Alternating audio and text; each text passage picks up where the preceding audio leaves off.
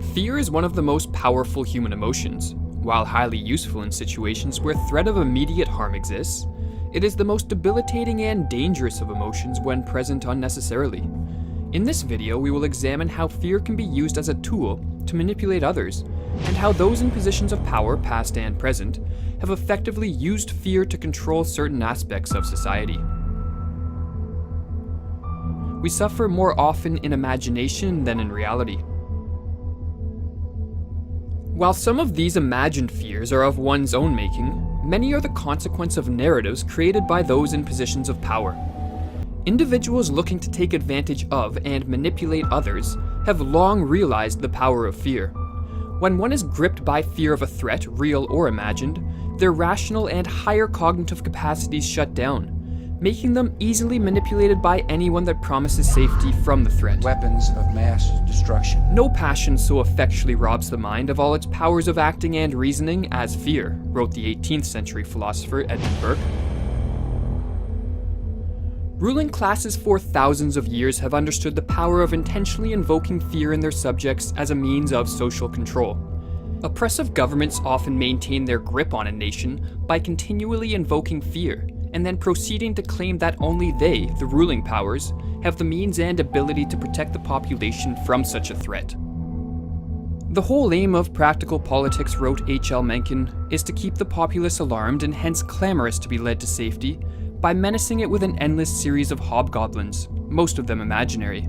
John Adams, one of the founding fathers of America, echoed this sentiment, writing, "Fear is the foundation of most governments." While there are numerous tactics and strategies that have developed over the centuries to effectively exploit the public through fear, two of the more powerful and efficient are the use of false flags and the implementation of propaganda via repetition. A false flag can be defined as a covert operation, designed to deceive in such a way that the operations appear as though they are being carried out by entities, groups, or nations other than those who actually planned and executed them.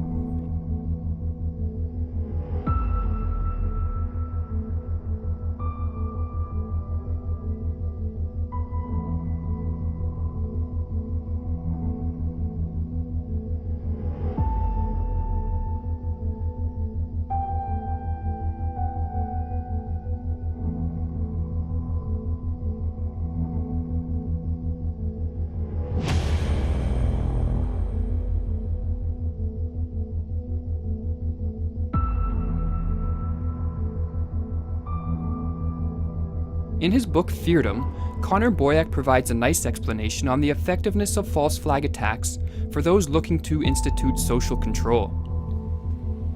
Physical attacks lead to a corresponding increase of trust in political leaders and submission to them.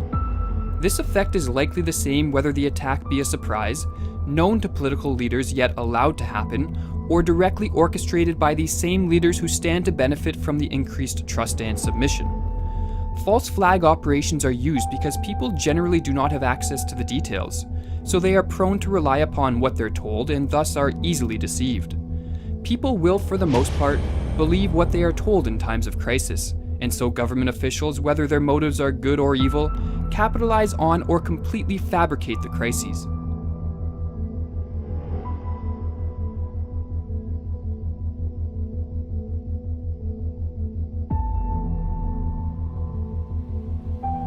The Department of Homeland Security was created to protect the United States from national security threats after 9/11. However, the agency's powers have expanded to what some critics call a national police force. You are releasing this new national strategy to combat domestic violent extremism. How serious is this threat? I consider it, and I think we consider it collectively, the most significant terrorism-related threat impacting the homeland. More than the Islamic State, radical jihadism, Al-Qaeda? Currently, yes. And I will say that I have seen, in my experience at the Department of Homeland Security, the evolution of the threat. Certainly in 2009, 2010, we were focused on the foreign terrorist threat, the individual who might cross our borders to do us harm here. Then that evolved to the homegrown radicalized extremists, an individual who was, for example, radicalized by the ISIS ideology. And now we're speaking of the domestic violent extremist. Repetition is also a well-known and prevalent propaganda technique used to solidify falsehoods and perpetuate fear in the public consciousness.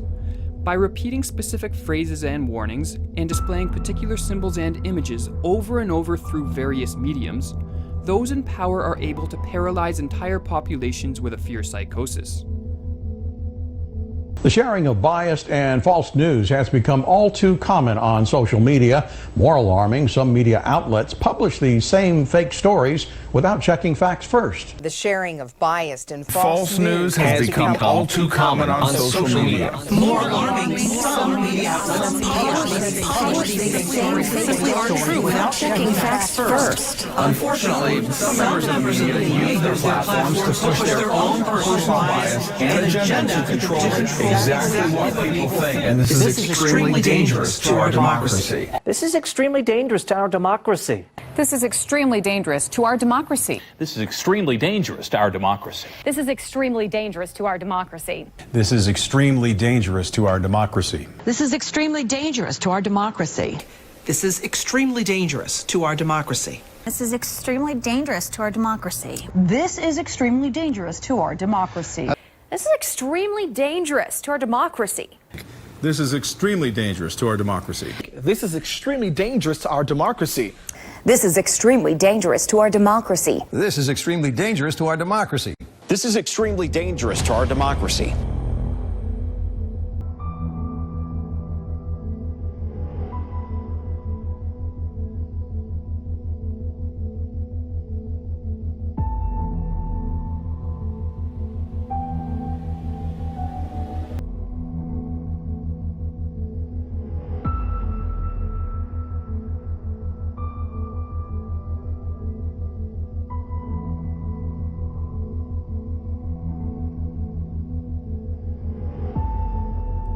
The Nazi propaganda minister Joseph Goebbels was well aware of the power of repetition and cloaking falsehoods in a garb of truth, stating, "It would not be impossible to prove with sufficient repetition and a psychological understanding of the people concerned that a square is in fact a circle. They are mere words, and words can be molded until they clothe ideas in disguise." George Orwell, in a related manner, viewed political language as largely a form of propaganda designed to deceive people, as he wrote, "Political language is designed to make lies sound truthful and murder respectable, and to give an appearance of solidity to pure wind." The technological advances of the last century have given those in power the ability to propagate their narratives and engage in fear-mongering to an extent never before seen in history. However, despite the unnerving situation we find ourselves in, there is an antidote to the power of propaganda and fear-mongering, that being knowledge. Plato rightly stated that ignorance is the root of misfortune. And as long as we remain ignorant of the fact that all too often, those who claim to protect us from fear are actually manipulating our fears for their own benefit, then we will be contributing to the misfortune of the world through our ignorant compliance. The philosopher Voltaire stated that those who can make you believe absurdities can make you commit atrocities.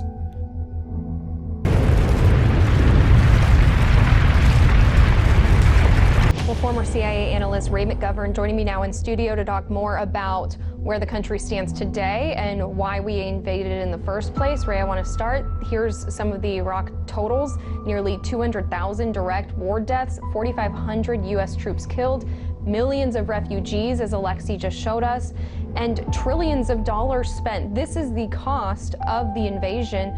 Where does the country stand today, and what's the impact that we see 13 years later?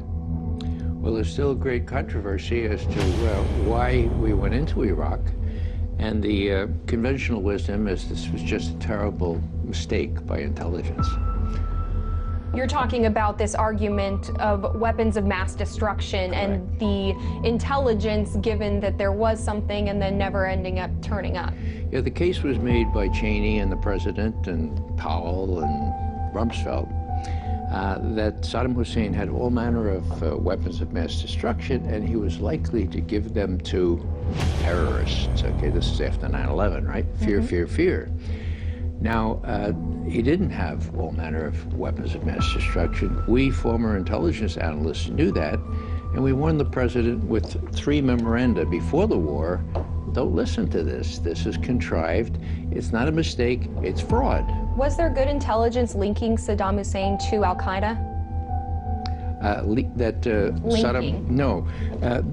The effort was intensive by the Defense Department to get people to turn over every leaf to find evidence. There was none. And in that respect, the analysts of the CIA pretty much stood up to that pressure. They wouldn't be bought into saying that there was this kind of connection, because there wasn't any. On weapons of mass destruction, they caved in, and we saw the results of that. If this was done in the name of terror, clearly, there was a big patriotic effort after 9/11. You didn't really want to go against any militarized effort at that point, or what we thought was something that would protect the American people. How do we stand today as opposed to in 2003 under the threat of terror?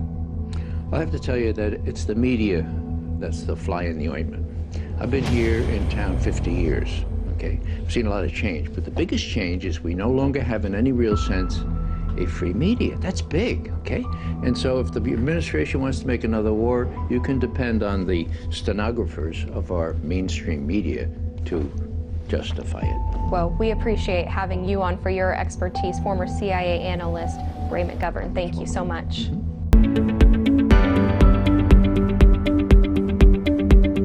Australian residents have been subject to some of the longest and most rigorous pandemic restrictions in the entire world. Between border closures and harsh lockdowns, the government has now decided to implement quarantine camps for those infected or suspected to have been infected with the virus.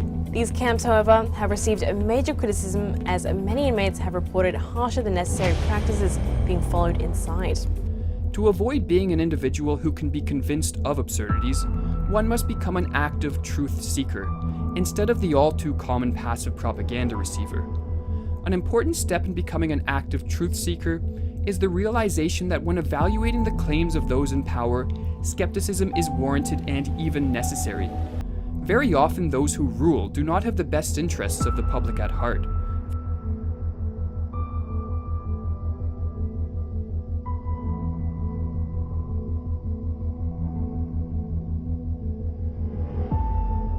For as Alexander Solzhenitsyn put it, political genius lies in extracting success even from the people's ruin.